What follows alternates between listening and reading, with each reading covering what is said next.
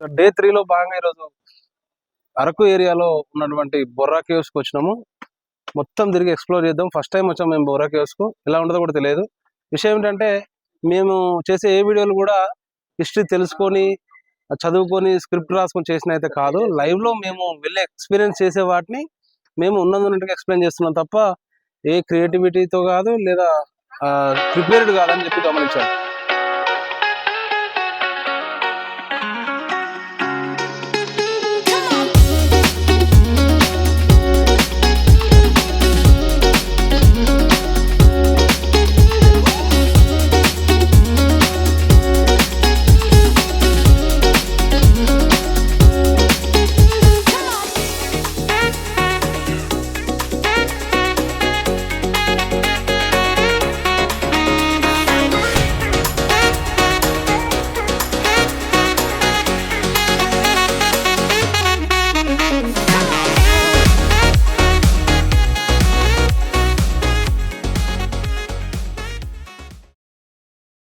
ఇప్పుడు the beautiful Borra caves కి వచ్చినాం. ఇది అందరికి తెలిసిన స్పాటే.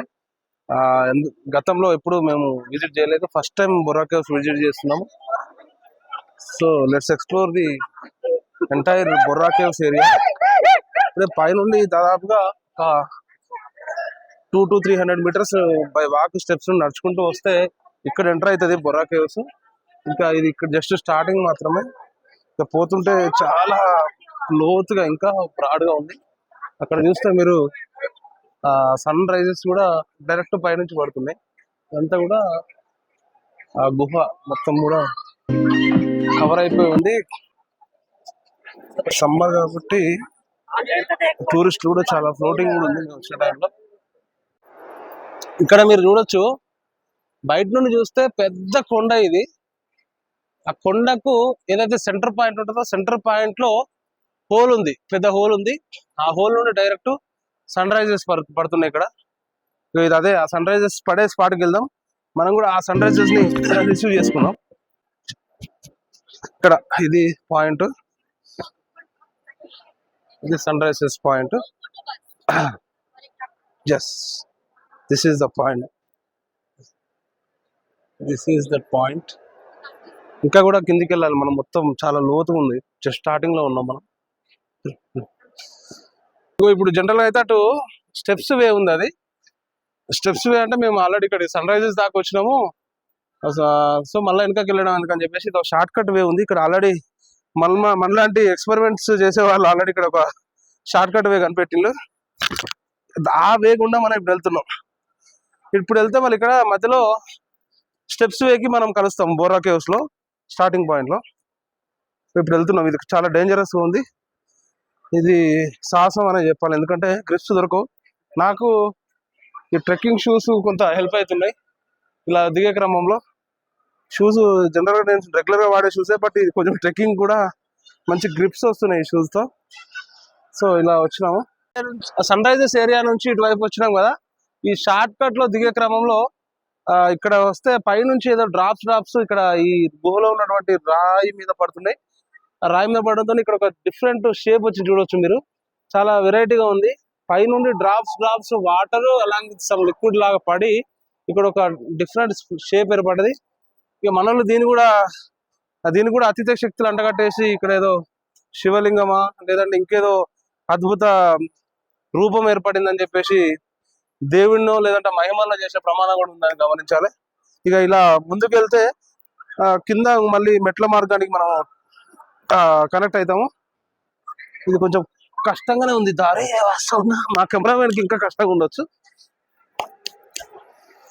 చలో బొర్రా కేవ్స్ అంటే నేను వెళ్ళడమే. గతంలో మా బ్రదర్ వెళ్ళాడు, మా ఫ్రెండ్స్ చాలా మంది వచ్చారని చెప్పారు.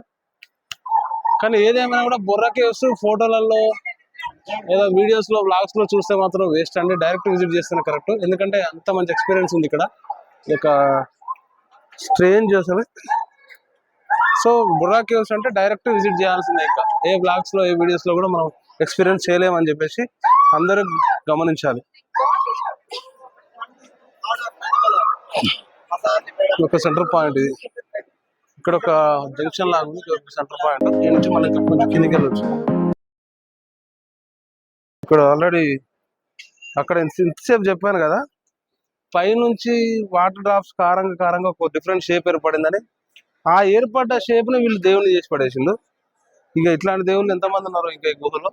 వాస్తవంగా ఇక్కడ దేవుడు కాదు, క్లియర్ గా మనం ఇక్కడ ఒక్క 5 minutes నిలబడి చూస్తే ఇక్కడ ఏంటి, ఇక్కడ రూపం ఏంటి, ఈ ఆకారం ఏమనేది మాకు అర్థమవుతుంది. కానీ ఇక్కడ కూడా పూలు పెట్టి పటాలు పెట్టి దేవుని చేసేది. దేవుడు కాదు, లావా లాగా పైనుంచి కారింది, అది కొంచెం ముద్దలాగా ఏర్పడి డిఫరెంట్ ఆకారం ఏర్పడింది అంతే తప్ప ఇక్కడ ఏ దేవుడు లేడు.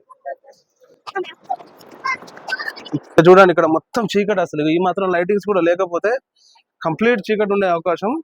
బట్ కొంత లైటింగ్స్ తో ఇక్కడ ఆర్టిఫిషియల్ వెలుతురుని ఏర్పాటు చేసినారు.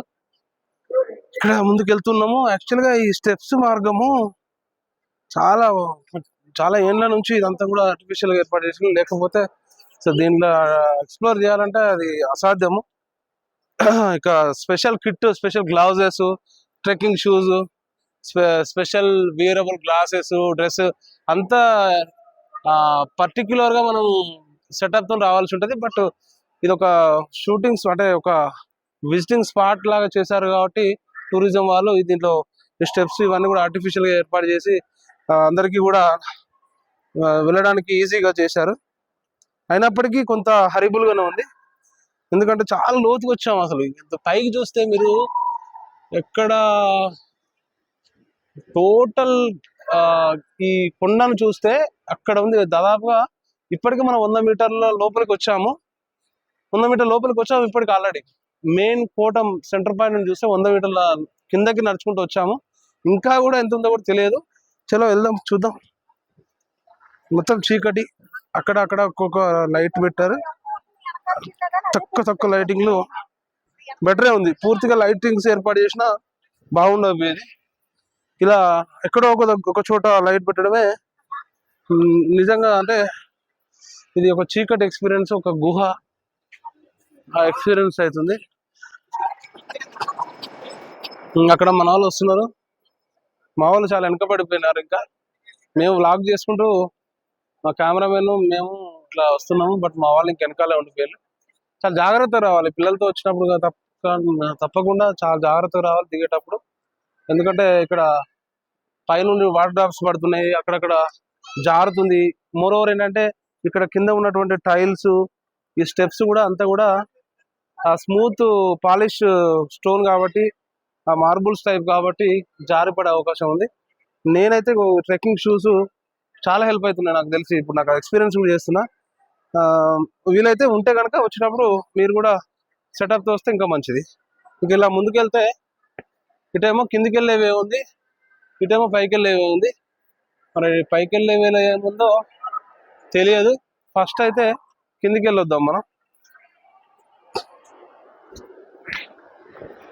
ఇక్కడ ఎంత ఈస్ట్ కోస్ట్ రైల్వే వచ్చే వలస కొండ, ఇక్కడ ఏదో లేయింగ్ స్టోన్ ఉంది. ఇక్కడ ఈస్ట్ కోస్ట్ రైల్వే, ది కొత్త వలస Kirandul railway track is passed over this point at a height of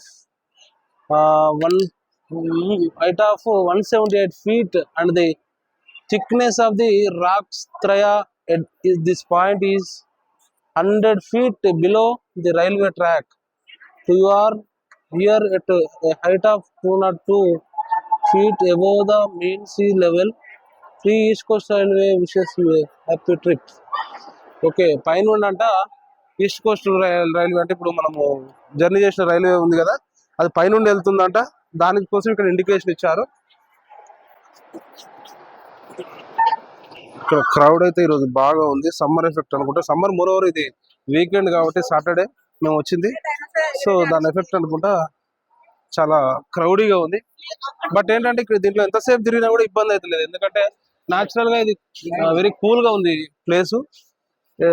ఏం అలసట కానీ ఏం రిస్కీ అని అయితే ఏం లేదు. రాక్ లోపల కంప్లీట్ కూల్ గా, వెరీ కూల్ గా ఉంది. ఇక్కడ చూడొచ్చు మీరు, ఇక్కడ కూడా ఇంకా లావా లాగా కారుతుంది. వర్షం పైనుంచి వాటర్ కారుతుంది. కారడం వల్ల ఒక డిఫరెంట్ ఆకారం ఏర్పడింది ఇక్కడ. మనం ఇప్పుడు ఈ సందులో నుండి చాలా కింద నుండి వెళ్ళిపోవాలి. ఇప్పుడు కొంచెం ఫ్రీగా నడుచుకుంటూ వచ్చినాం కదా, ఇప్పుడు ఆ అవకాశం లేదు. ఎందుకంటే ఈ రెండు కొండ లోపల ఉన్నటువంటి మళ్ళీ రెండు కొండల మధ్యలో వంగిపోవాలి. ఇది చూడండి ఒకసారి, చాలా బాగుంది, చాలా చల్లగా ఉంది చూడడానికి కూడా. డిఫరెంట్ ఆకారము ఇదంతా ఒకసారి అసలు చాలా అంటే చాలా ఇట్లా కర్వీగా ఉండి లోపల కూడా ఇంతా కూడా వాటర్ ఫ్లో తోనే ఇదంతా ఒక డిఫరెంట్ ఆకారం ఏర్పడింది. ఇలా వెళ్తే మనము కింద నుంచి వంగి వెళ్ళాలి. రండి వెళ్దాం. కంప్లీట్ సందులో వెళ్ళాలి. కొంచెం బండబాబులు ఎవరైనా ఉంటే కష్టమే రావడం. అయితే ఇదంతా కూడా చూస్తే కర్వీగా వాటర్ జారిపడి ఇట్లా కొత్త ఆకారాలు ఏర్పడ్డాయి. ఇదంతా పిల్లలు ఎక్కువగా కనిపిస్తున్నారు. స్కూల్స్ కి కాలేజెస్ కి హాలిడేస్ కాబట్టి పిల్లలు ఎక్కువగా కనిపిస్తున్నారు. ఇక వాళ్ళ పిల్లలు వచ్చారు కాబట్టి వాళ్ళని తీసుకురావడానికి పేరెంట్స్ మాలాగే పేరెంట్స్ కూడా ఎక్కువగా కనిపిస్తున్నారు. ఇది మనం కిందకు వచ్చాము. కింద వేలు ఇంతమంది ఉన్నారు ఈ లోపల. బయట నుంచి చూస్తే ఇప్పుడే మేమే వస్తున్నాము అన్నట్టుగా ఉంది. ఇక లోపలికి వస్తే పెద్ద సామ్రాజ్యం, పెద్ద వ్యవస్థనే ఉంది. అసలు గుహలు ఇప్పుడే స్టార్ట్ అవుతున్నట్టు అనిపిస్తున్నాయి ఫ్రెండ్స్.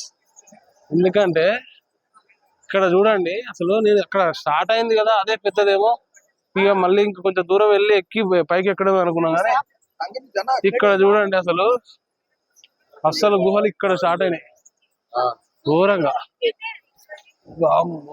పెద్ద గుహలు చాలా హైట్ లో చీకట్లో. అమ్మా రాహుల్ ఎక్కడ మనోళ్ళు? మీరు చాలా క్లీన్ గా అబ్జర్వ్ చేస్తే సంథింగ్ నాయిస్ వస్తుంది. ఆ నాయిస్ ఐ థింక్ ఇది గబ్బిలాలు అనుకుంటున్నాం, కానీ స్పష్టంగా కనిపిస్తలేదు. గబ్బిలాల సౌండ్ లాగా అనిపిస్తుంది మాకు. ఇగో ఇక్కడ జారుతుంది టైల్స్. కొంచెం ఇబ్బందిగానే ఉంది లోపలికి. ఇక మేము వ్లాగ్ చేసుకుంటూ నడవడం అనేది ప్రమాదమే. ఇక్కడ విజిటింగ్ వచ్చిన వాళ్ళు చక్కగా చూసి నడిచి విజిట్ చేయాలి తప్ప ఈ వ్లాగులు చేసుకుంటూ పోతే ప్రమాదం కూడా ఉందని గమనించాలి. అయితే ఇట్లా ముందుకెళ్తే ఇంకా వే ఉంది.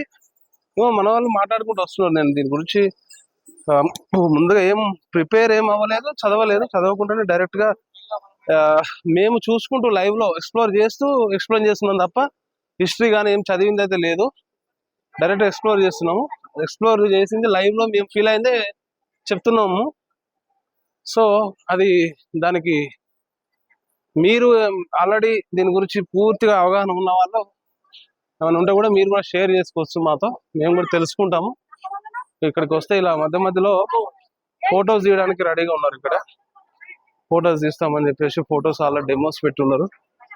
ఇట్లానే ఇక వెళ్తే అసలు ఎంత బుర్రా కేవ్స్, ఎంత పెద్ద, అసలు ఇది మంచి మామూలు స్పాట్ కాదు. ఇది అసలు మన తెలుగు స్టేట్స్ లో ఉండడం చాలా గొప్ప విషయం మనకైతే. ఎందుకంటే బయట నుండి చూస్తే ఎవరు లేరంటే అనిపిస్తుంది. అప్పుడే మాతో పాటే ఇప్పుడే అందరూ వస్తున్నారు, ఇప్పుడే స్టార్ట్ అయింది అన్నట్టు అనిపిస్తుంది. బట్ లోపలికి వస్తే వేల మంది ఉన్నారు లోపల, కనిపిస్తున్నారు లోపల క్రౌడీగా. అసలు చాలా అడ్మైరబుల్ గా ఉంది, బాగుంది. కంప్లీట్ పైన చూస్తే మొత్తం కొండ కదా, కొండ కింద గుహలు. అసలు ఏం చేసేవాళ్ళు దీంట్లో, ఎట్లా ఉండేది ఏంటో అసలు. బాగుంది చూడడానికి మాత్రం చాలా చాలా బాగుంది. మోస్ట్లీ మనము ఎండింగ్కి వచ్చినట్టుగా అనిపిస్తుంది. ఇది ఎండింగ్ పాయింట్. ఇది ఎండింగ్ పాయింట్కి వచ్చినాం. ఇంకా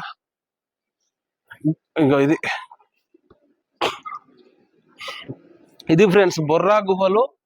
ఏదైతే సన్ రైజ్ పడుతున్నాయో, సూర్యకిరణాలు పడుతున్నటువంటి ప్లేస్ ఉందో, ఆ ప్లేస్ నుండి సుమారు ఇక్కడి దాకా చూసుకుంటే దాదాపుగా 200 మీటర్స్ ఎబోవ్ ఉన్నట్టుగా నాకు అనిపించింది.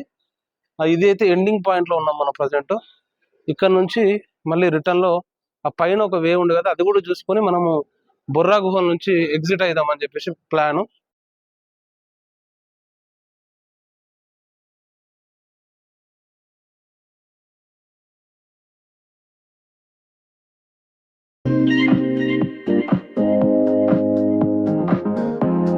ఇప్పుడు ఇంతసేపు ఈ వేలో పైకి వెళ్ళాము, కిందకి వెళ్ళాం కదా, ఇప్పుడు మళ్ళీ పైకి వెళ్దాం. పైన ఏముందో చూద్దాం, ఎక్స్ప్లోర్ చేద్దాం. చూస్తే ఇది కూడా మొత్తం స్టోన్స్ తోని స్టెప్స్ ఏర్పాటు చేసినారు. చాలా క్రౌడీగానే ఉంది. ఇక్కడ కూడా పైకి వచ్చి మళ్ళీ కిందకి దిగుతున్నారు ఎక్కువ మంది. ఆఫ్టర్నూన్ అయింది, కానీ లోపల ఉంటే ఇది ఉదయమా, మధ్యాహ్నమా, సాయంత్రమా, రాత్రి అనే ఏమాత్రం కూడా ఐడెంటిఫై చేయలేని పరిస్థితి. వాచ్ మొబైల్ చూసుకుంటేనే మనకు టైం తెలుస్తుంది తప్ప ఎలా కూడా మనం ఐడెంటిఫై చేయలేదు. ఎందుకంటే వెదర్ కంప్లీట్గా కూల్గా ఉంది, వెరీ కూల్గా. ఏసీలో మనం ఒక 15-16 టెంపరేచర్లో ఉన్నట్టున్నది. కాబట్టి ఇక్కడేమో పైకి స్టోన్స్తో వేలకి ఇక్కడ ఐరన్తో స్టెప్స్ ఏర్పాటు చేసి పైకి వెళ్ళే దారిలో పైన ఏముందో చూద్దాం. మరి కొంచెం స్ట్రేట్ ఉండే స్టెప్స్ కాబట్టి ఆయాసం వస్తుంది ఎక్కడానికి.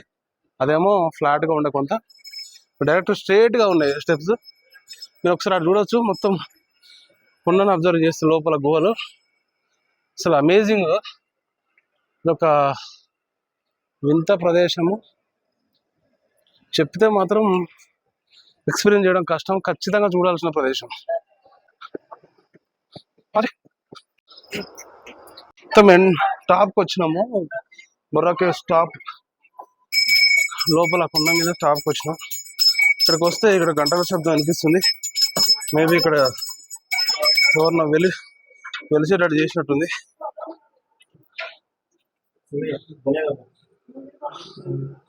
చూడొచ్చు గాయస్, ఇది అంతా గుహలో మళ్ళీ గుహ మెయిన్ సెంటర్లో చిన్న గుహలాగా ఉంది. చూస్తే ఒక అయ్యగారు ఉన్నాడు. ట్రైబల్ అయ్యగారు ఎంకరేజ్ చేయొచ్చు, పర్లేదు. కాకపోతే మనోడు కూడా వసూలు రాజా ఉన్నట్టుంది.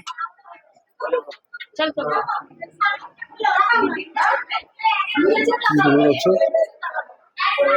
అయ్యగారు ఉన్నాడు. మొత్తం లోపల స్వయం విలసిత ఆర్టిఫిషియల్ దైవ శక్తులు ఇక్కడ కనిపిస్తున్నాయి మనకు. దీపం పెట్టిండు అయ్యగారు. రాక్స్ స్టోన్స్ అని చూస్తే ఇవన్నీ కూడా రాసాయనిక చర్యల వలన, లేదంటే పైనుంచి వచ్చిన వాటర్ ఫ్లో వలనే ఈ చారికలు, ఈ హోల్స్ ఇవన్నీ కూడా ఏర్పడ్డట్టు కనిపిస్తుంది. కాకపోతే ఇండియన్స్ కు న్యాచురాలిటీ అంత ఇష్టం ఉండదు కాబట్టి దీంట్లో ఏదో ఒక క్రియేటివిటీ ఉండాలి. కాబట్టి ఇలా ఎవరండి అయ్యగారు? ఏం దేవుడు? శివురా అండి? శివయ్య. ఓకే రండి. సో మన వాళ్ళు నేచర్ లాగా చూడరు కాబట్టి దేవుణ్ణి కనుక ఇక్కడ పెడితే ఈజీగా అట్రాక్ట్ అయిపోతారు. సో అందుకని ఇక్కడ శివయ్యని విలసింపజేసిండు మనోళ్ళే. సో ఎంత స్ట్రాటజికల్ గా ఉంటుంది అంటే ఈ గాడ్ అనే బిలీఫ్. ఇంత దట్టమైన దండకారణ్యంలో వ్యాలీస్ లో హిస్టారికల్ బొర్రా కేవ్స్